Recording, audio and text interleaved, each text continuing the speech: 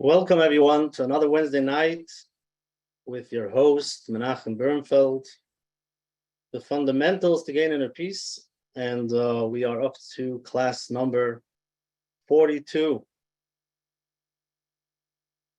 So we passed Tisha B'Av and we're still here. Not so excited, but we've got to figure this out.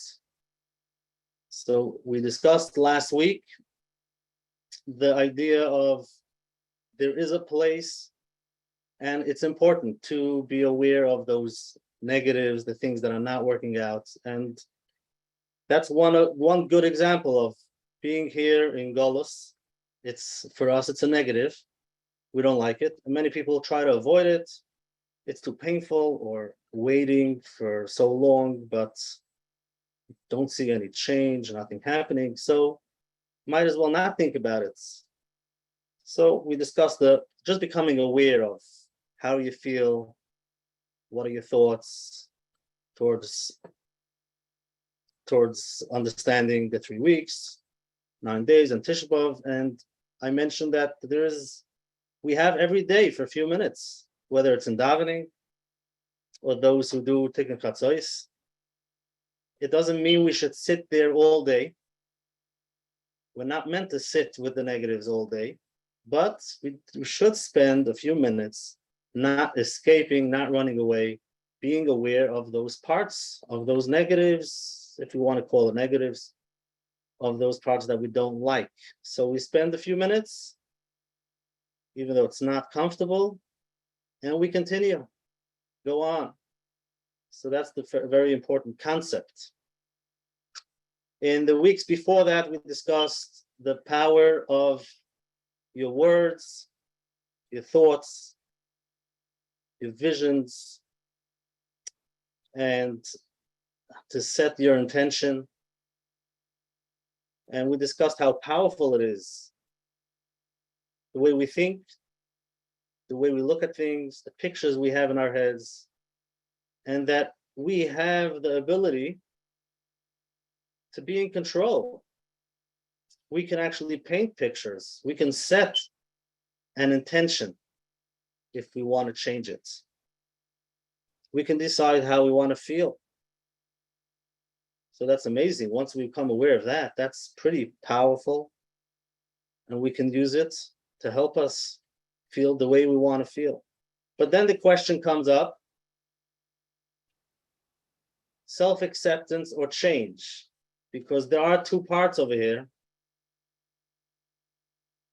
If I accept myself for who I am, where I am, whatever is happening, and I just accept it and tell myself I'm okay with where I am, so then why would I want to change? Or why work on change? So if I'm working on change, doesn't that mean that I'm not accepting where I am? And I did mention in the past that if you don't accept where you are, sometimes it makes you feel more anxious. You have anxiety because I don't want to feel this way, and you try to push it away, you try to do things, but that makes even more anxiety. So that is the question for tonight. Self-acceptance or change, how do they work together? So before we start, I do want to spend a minute, express my gratitude. I don't know if you can tell, but from last week to this week, I became a grandfather. And Baruch Hashem, I was Zoicha. My daughter had a girl, and you're all invited to the Kiddush this week. But it's something that we need to stop and sit with, feel the gratitudes. And it's not a simple situation, obviously, but we do take things for granted. And it's not, for everybody, it's different. And we think this is how it works. But no, we stop and we take it in. So yes, I had an external change, and I'm working on my internal change to feel it, to actually sit with it and see how that feels, which is the next stage in life. So thank you for being there with me on this journey. So let's get started. Before I start, I would like to do the breathing technique we've done before. We'll do it again. And again, it does need practice. It's the square breathing, the 4 seconds in, holding for 4 seconds, and then letting it out for 4 seconds, and then holding again for 4 seconds. Now again, when you pull in, don't try to pull in the whole room in the ear. Just relax, take it easy, and breathe in slowly in a relaxed state. So let's try it. Again, it doesn't have to be perfect. So if you can take a deep breath, make yourself comfortable, and whichever way works for you, open eyes, close eyes, and I'll count, and we'll see how it goes. We'll start with the in. In, 2, 3, 4. Hold, 2, 3, 4. Out, 2, 3, 4. Hold, 2, 3, 4. In, 2, 3, 4. Hold, 2, 3, 4. Out, 2, 3, 4. Hold, 2, 3, 4. In, 2, 3, 4.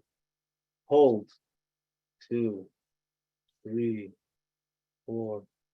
Out, 2, 3, 4. And hold, 2, 3, 4. Now you can relax. Your breathing can go back to normal, whatever it is. So let's get started. So the question, for some it's a question, not everybody has the question, but if I am happy with where I am, would I want to change? Or do I need to feel that feeling of I want to be in a different place if I'm happy where I am? So there are some people, and many people live from that place, that stress is their motivator. And there is something to it. When you feel there's a need, you have to get something done. So it makes that pressure for you to get things done. But if that's the case, if I don't have any stress, I'm very relaxed, I'm happy with where I am, why would I do anything? Why would I need to go to work? Why would anything have to change? So some people have it by making money. If I wouldn't have that urge, if I wouldn't feel the stress that I need to pay my bills, I wouldn't go to work. So don't make me so relaxed and happy with where I am, because it won't work. Or some people have it even by ruchnius, learning. Many people, when I mention to them, I try to show them how much they do and how much they're accomplishing. And I'm trying to tell them, you first have to be happy with where you are. The concern is that they're not going to want to continue. That means they're feeding off the place of inside of them that I need more, I need more, I need more. I'm not happy with where I am. And it looks like it's a positive thing because that's their motivator. And that's the only way he's going to grow. Only way he's going to go to work. The only way he'll accomplish is if they have that stress, if they have that feeling of not being happy with where I am. So if after a while of doing positive affirmation and saying I'm okay, I'm enough, and I don't need to perform, I don't need anybody to, I don't need to please anybody, they have that concern of why would I want to do any work?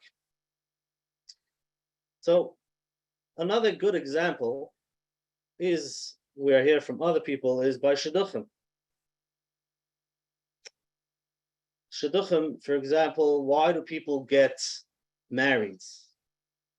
So you can ask yourself that question. For many, it's the social norm. It's their friends are getting married. That's what everybody else is doing. And they have that fear of maybe they will stay single. So what pushes them? It could be that fear, and it could be because they're not happy. Again, because what are other people doing? I want to be like everybody else. I can't be different. But the question is, if that is a healthy place, if that's what we're looking for. So when we talk about to accept myself, to accept ourselves, and by shidduchim they mentioned that marriage is not for you. Many people are not happy with where they are. They do feel a lack.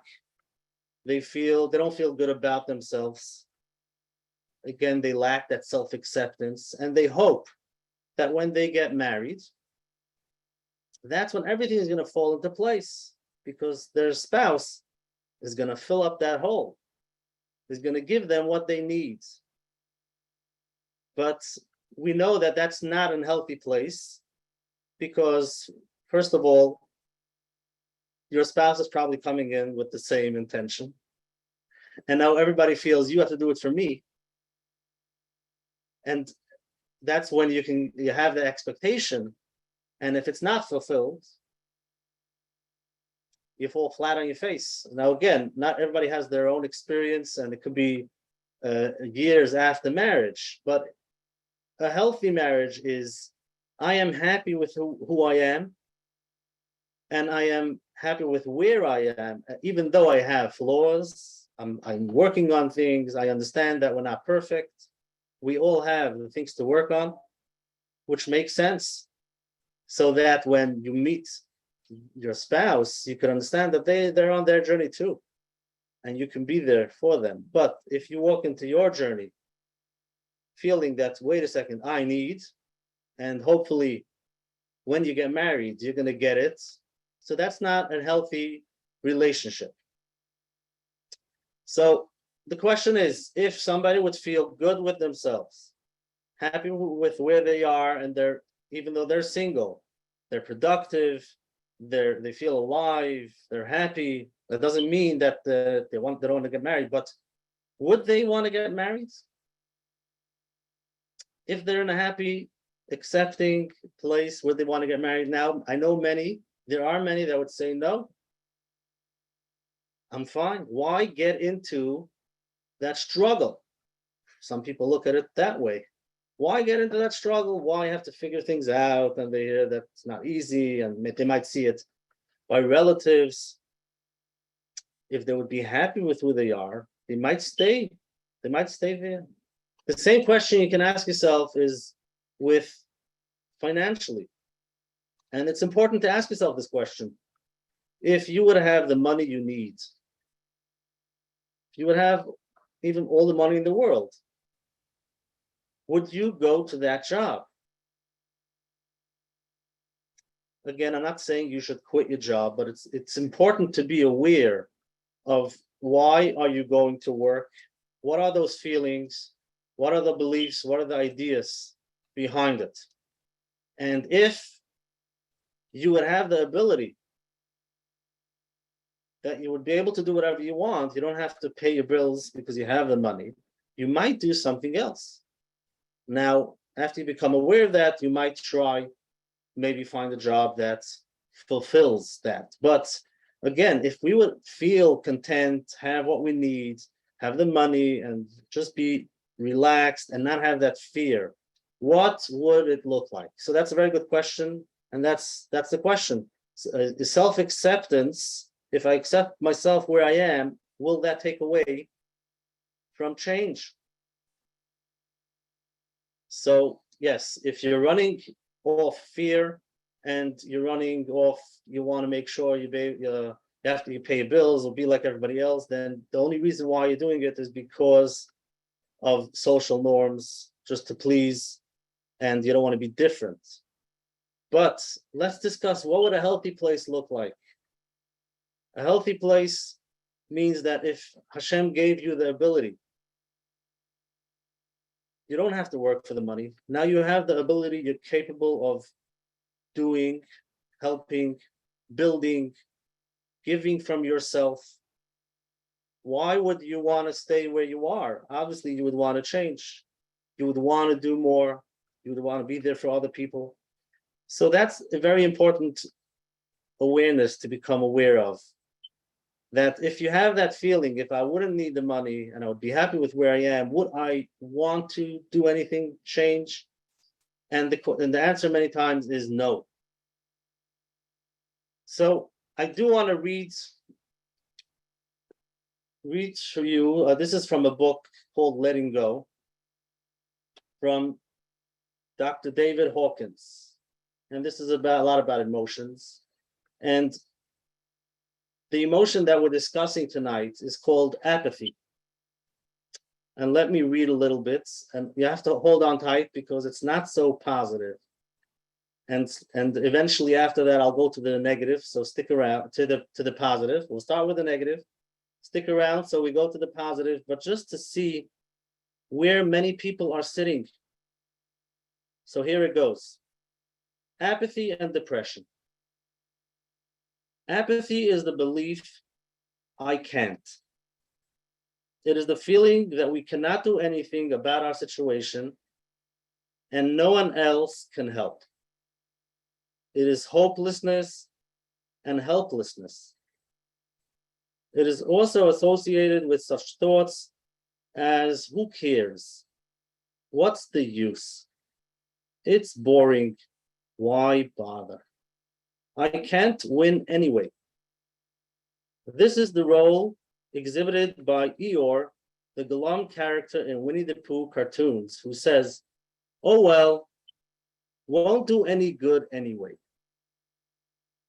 Discouragement, defeat, impossible, too hard, all alone, give up, isolated, estranged, withdrawn, cut off, desolate, depressed, depleted, unfulfilling, pessimistic, careless, humorless, meaningless, absurd, pointless, helpless, failure, too tired, despair, confused, forgetful, fatalistic, too late, too old, too young, mechanical, doomed, negative, forlorn, useless,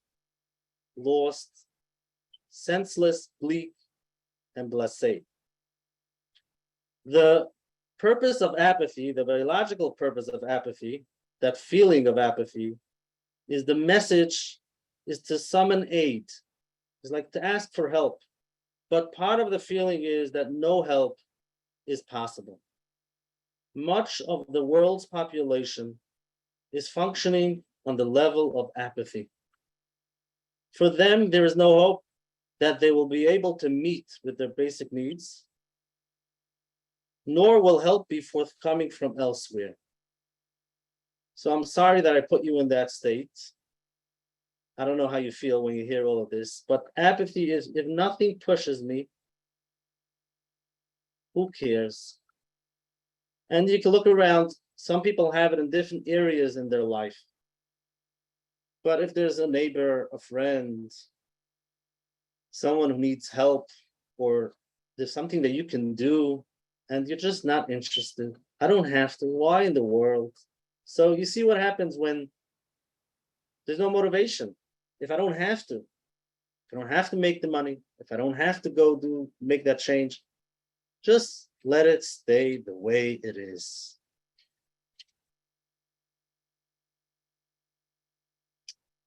Before we go to the next The next one is going to be acceptance. And again, there are many levels going from apathy to acceptance. And it's not so easy, but from what we discussed in the past few weeks, we could understand. So here it goes. Acceptance. This is chapter 11. In acceptance, we enjoy the experience of harmony. We feel as though events are flowing. We feel secure. We can be of service to others without a feeling of self-sacrifice. There's the feeling I'm okay, you're okay, and it's okay. It's a feeling of belonging, connectedness, fullness, loving, understanding, and the feeling of being understood. It's a feeling of caring, warmth, and self-worth. Because of the security of this state, we can allow ourselves to be soft, mellow, and natural. There is joy, and we feel in tune and relaxed. There's the feeling that it's all right just to be ourselves. So you see the difference between the feeling of acceptance, self-acceptance, or coming from a place of who cares? Nothing is going to change. This is what it is. That's the apathy feeling. So what we discussed in the past few weeks is to understand that we are okay. We don't need to perform. Get back to the self-worth so we can slowly be on that level, to be able to be okay with who I am, where I am. And if I feel connected, I feel accepted, I feel the love, automatically, I would want to perform. I would want to do what I can do for others, not because I feel I have to, it's because I want to. I'm in a good place. I enjoy. I can do. Why not? It's coming more from a place of I have a purpose. I have a mission. I'm capable. But if you have this thought, ideas, if I'm happy with where I am, why would I want to change? You have to check it out again, because it might be coming from apathy. It's okay, just let everything be the way it is. It is what it is. What can I do? Versus, I am so excited to be where I am. I'm okay. And you're okay. Let's do things together. Let's build, let's do, somebody else needs help. There are people that I meet that they are helping others. They're doing lots for others. And someone once expressed to me that he needs to do more. I have to. And I stopped and I said, wait a second. What is it? What is it inside of you that has that feeling that you have to? That feeling of, so it's tricky. How do I know if it's coming from a healthy place or not? So we discussed it. I asked them, if there wouldn't be any opportunities, if you would be in a place where it is what it is, and there's no one to help, how would you feel? So this guy was actually working, he was helping teens, and what came out was that he understands the teens because of what he went through when he was a teen. He had a very hard time, and now he's on a mission. He's going to help the teens because of what he felt when he was a teen. Now, does that sound positive? It sure does. And many people are out there helping because of what they went through, because they understand it. But I explained, we need to make a little shift. In order for you to help the teens, you first have to be able to help the teen inside of you. to meet that teen, to understand what you went through and be able to be there and listen and not get scared and not to escape from that situations that he went through, which might take work. Again, many are in therapy. Just to go back there is hard. But if you can't go back and help your own teen, you can't really help the teens out there. What you're doing is amazing, but what you're doing is helping them to have fun, to escape, escaping meaning that they shouldn't feel the pain they're in.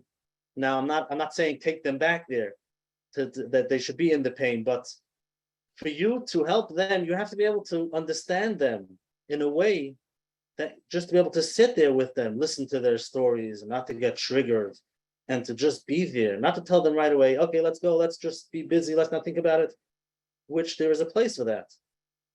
So the idea is for you, for us, to be able to go to a healthy place, to help others, to do for others, and not feel self-sacrifice.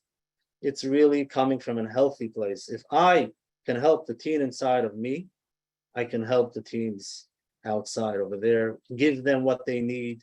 And basically what they need is just acceptance. Whoever they are, wherever they are, no matter what they look, just to connect to who they are. And it's almost impossible to do it if you can't do it to yourself. So that's the healthy place. So that is the self-acceptance, what we're working on, not that we fall into apathy. Hopefully we go to acceptance and we're excited and we feel capable and we could do as much as possible.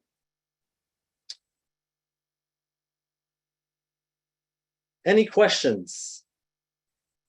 That's it for tonight. And hopefully next week, Mitzvah Hashem will continue Wednesday night at 9. We'll see what's missing, the gap between apathy and acceptance is a lot of steps. We'll see how we can cover that. And meanwhile, if you have any questions, you can put it into the chat. I'll see if I can get the answers some. Otherwise, you can send your feedback to coachmenachem@gmail.com. Thank you all for the feedback that you sent in. And all the positives, negatives, whatever comes up is beautiful. It's important. And when you share it, it helps for you and for me to see where we're going. Thank you very much. Here's a good question. Yes, so sitting in that negative place, sitting in the uncomfortable space, you don't have to do it for too long. I know we discussed it before. People get scared. You start off with 1 minute. That means don't do anything. Just sit there and just say, I don't like this. And afterwards, get up and continue. After, you build on it. It'll take time. You can do it for 3 minutes, 5 minutes. But that doesn't mean you should stay there all day. It means you're not escaping. You're aware of the positives, of the negatives, of the things that you do like, that you don't like. Why is it important? Because if we're not aware, that's what controls. It controls our day, it controls how we feel. But if we want to change things, we want to feel different, we want to see different things in our life, we have to be able to change the way we think, the way we feel, and our actions. So we need to become aware of that shadow, of that dark place that we all have, because we're all human. And it's okay. Thank you very much. That's it for tonight. And I'll see you in Mitzvah Hashem next week, Wednesday night. Thank you very much for coming.